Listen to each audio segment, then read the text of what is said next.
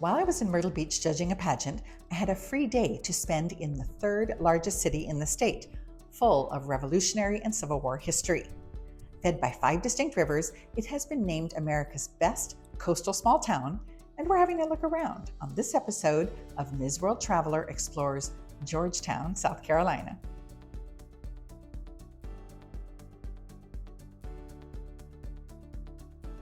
About a 40-mile drive from Myrtle Beach, Georgetown abounds with old trees, tree-lined streets, 200-year-old houses, and friendly people.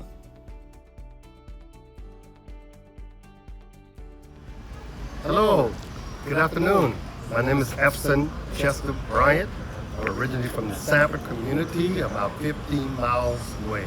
Sanford community was founded by the Sanford Indians, and 12 miles away, right behind us, is the Sanford River. The Indians call that the big river, and the Sanford, they call it the little river. And this is Georgetown, South Carolina here. Georgetown is the third oldest city in South Carolina. This building we're standing in the back of it, this is where the town clock. And this was kind of like the middle of the industrial area right here in Georgetown.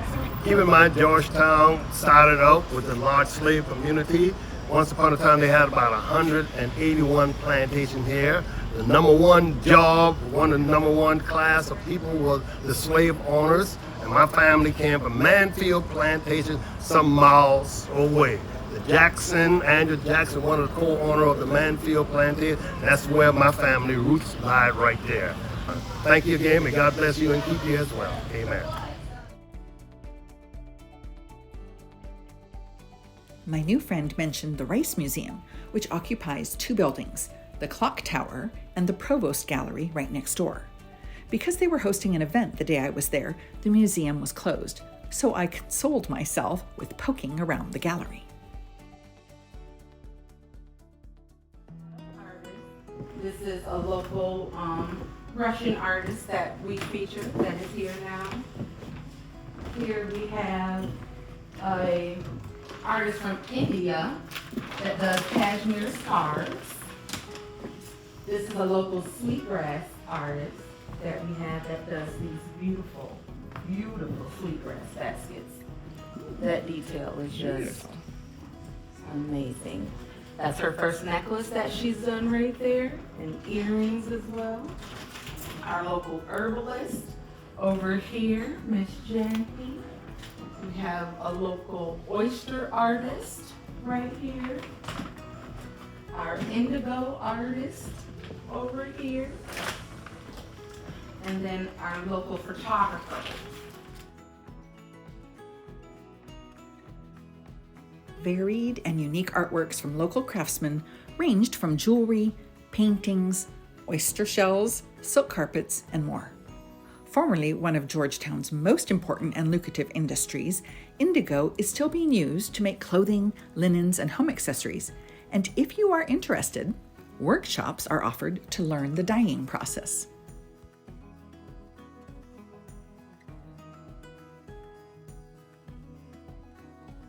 I loved the artwork, but in the end, my purchase was, of course, specialty locally farmed rice from the Rice Museum gift shop.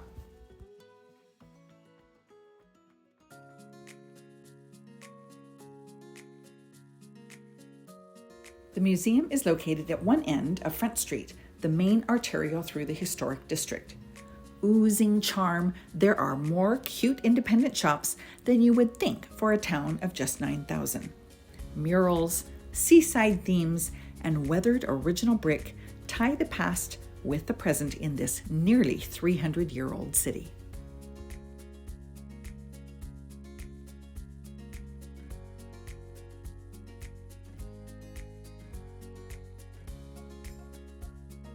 Front Street runs parallel to the Sanford River, so it presented a perfect opportunity to build a 10-foot wide, 4-block long waterfront boardwalk in the 1960s.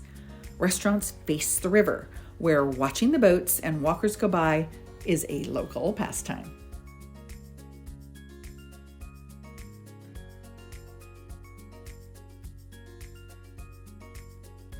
After spending some time browsing in the downtown shops, I kept walking to the opposite end of Front Street, where the gracious Kaminski House Museum was located.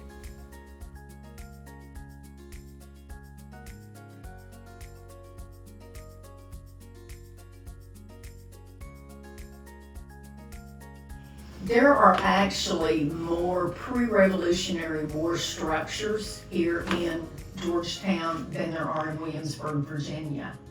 There are more pre-Revolutionary War structures here in Georgetown than there are in Charleston. So please take advantage of that when you're here in this area. You're standing in a central hall, always in a low country home.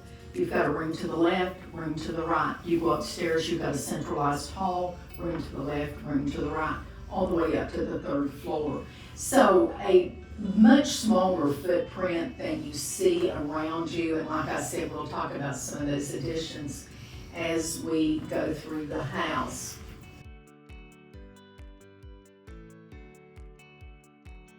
If I'm standing here, and I had pointed this out when we were on the porch, remember I said there was an addition on this end of the house? From where I'm standing to that wall is the addition, very small. The Kaminskis came here in the mid-1800s. There was a young man in Prussia in the 1850s. His name was Hyman Kaminski. Hyman Kaminski was 18. He was old enough to be in the Prussian army. His parents didn't want that for him. Hyman was Jewish. They felt like he would be mistreated.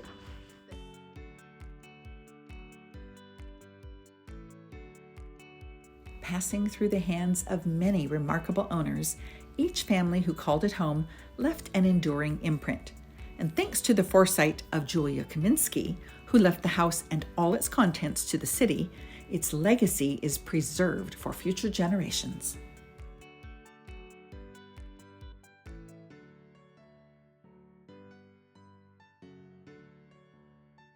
Some places I go, I feel an immediate affinity for. Georgetown was one of those places. Charming, historical, and full of Southern hospitality. I'm Ms. World Traveler Kerry Damiano, reminding you it's never too late to go somewhere new and try something different.